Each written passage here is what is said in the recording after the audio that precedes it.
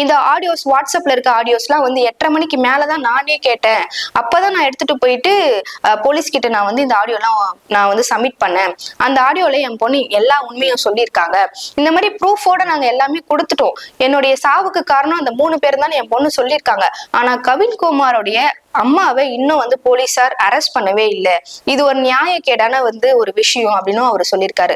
அது மட்டும் இல்லாம இவங்க காங்கிரஸ் கட்சியில இருக்கிறதுனால இவங்க ஃபேமிலி சைட்ல இருந்து அதிக பிரஷர் வந்து போலீசார் மேல போடப்படுதுன்னு சொல்லிட்டு அங்க இருக்க போலீஸ் அதிகாரிகளே எங்க கிட்ட சொல்றாங்க. சார் ரொம்ப பிரஷரா இருக்கு, இந்த கேஸை தள்ளி போடுங்க, இழுத்தடிங்கன்னு சொல்லிட்டு மாதிரி எங்களுக்கு நிறைய பிரஷர்லாம் வருதுன்னு சொல்லிட்டு அந்த காவல்துறை சொல்றாங்க. என் பொண்ணோட உயிருக்கு நீதி கிடைக்கலன்னா நாங்க யாரும் இருக்க மாட்டோம் அப்படின்ற மாதிரி அவங்க அப்பாவும் அம்மாவும் தகவல் வெளியிட்டு இருக்காங்க. ரிதன்யாவோட அப்பா ஸ்ட்ராங்கான ஒரு ஸ்டேட்மெண்ட்டை வைக்கிறார். என்னன்னா 11:05 என் பொண்ணு எனக்கு கால் பண்றாங்க, வீட்டுக்கு நான் வந்துருவேன்னு சொல்லிட்டு 11:30 மணிக்கு கோவிலை விட்டு வெளியே வராங்க.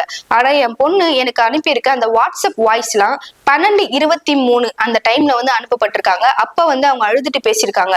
அதாவது அவங்க நல்லாதான் வீட்டுக்கு கிளம்பி வந்திருக்காங்க. அந்த நேரத்துல அந்த கேப்ல கவின்குமார் கால் பண்ணி மிரட்டினதுனால தான் என் பொண்ணு வந்து சூசைட் பண்ணிக்கவே முன் வந்திருக்காங்க. இதுக்கு முழுக்க முழுக்க காரணம் அந்த குடும்பம் மட்டும்தான். இன்னும் அவங்க அம்மாவை இன்னும் அரெஸ்ட் பண்ணாம இருக்கீங்க, அதை பண்ணுங்கன்னு சொல்லிட்டு கண்ணீர் மல்க வந்து போலீஸ் ஸ்டேஷன் வெளியே நின்று அவரு பேட்டி கொடுத்திருக்காரு.